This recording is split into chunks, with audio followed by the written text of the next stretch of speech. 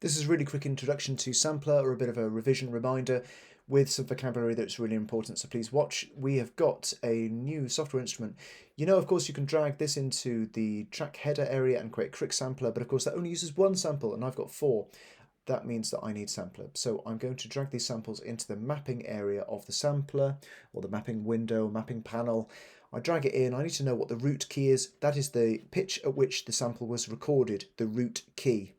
I click and drag it into C3, which goes yellow, the root key goes yellow, and then at that point I can extend these zones left and right in order to pitch map them across different pitches. Root key, pitch map. If I do this, oh no, I've lost it. That's okay, I can just drag it back. No, all of the other zones have now disappeared. Oh well, I can just undo, can't I? I'll go Command and Z. Oh no, it's deleted the entire instrument. Oh no, I'll just redo that so it just goes back. Be aware that logic undo and redo does not apply to tiny changes within an instrument. You have to press this undo and this redo. I'm sorry, that's just the way it is. It's something that's always irritated me about the system. Every software instrument, or at least most of them, tends to have these undo and redo buttons specific to changes that you are making within the instrument. You will forget, and it's really rubbish when you just accidentally delete stuff. So let's undo, let's go back to mapping and just undo those changes I made so we get back to here, and I can click these and drag these so that I pitch map them over different pitches, and that's all good. Just be careful as you're going through that you click on it and check that the root keys are still the correct pitch at which it was recorded at. You could stop it repitching, you could stop it pitch mapping, just play the same pitch over every sample if you like. Or let's do it here. Oh, I didn't turn pitch off. There we are. Perfect, but I do want it to actually repitch. Did I turn the pitch off for another one? Yes, I did. If I had made a mistake during recording and actually one of them was too quiet or too loud, I could change the volume. I could change the pan, potentially for parts of a drum kit. That's really, really useful.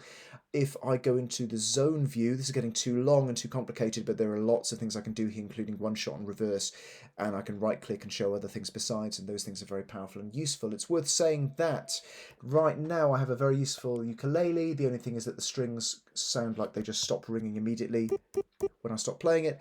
So here is the envelope. The envelope 1 is hardwired to the amplitude of the amplifier. Oh no, when I press that sample, can you see that? Can you hear that it's starting too late?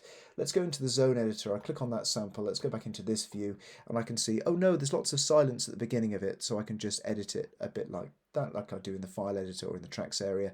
And it's worth just editing anything that you need to. You can zoom in by holding down Alt and scrolling with the mouse scroll wheel, and change those things. Whilst I'm here, it's worth saying that you can change the end of the sample as well, and you can create a fade out, a fade in, and you can even get parts of your sample to loop. So let's say that you were playing the violin and you wanted to make it sound as if they were just bowing it forever and ever. You can go to mode and click one of the loop modes, and then you can set the zone that you want it to loop. You can have crossfades, etc. And now, although it will be horrible, it will keep looping over and over and over. So useless for ukulele, let's turn it off, but quite useful for other things.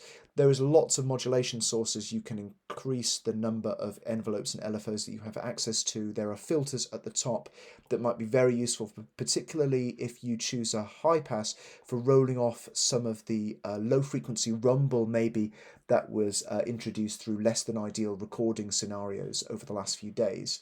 There are lots of details here, for example, the number of voices that are able to be played at once. If I'm recreating a guitar, I might want to reduce that to 6 because guitars obviously can't play more than that.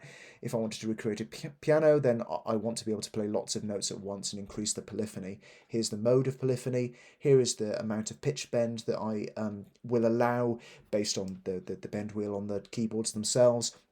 A global transpose, global glide, etc. That's the portamento setting. So there's lots of things I can change in Sampler, and it really is very flexible. I'm interested in how realistic you might be able to get something to sound, or perhaps how creative you can be.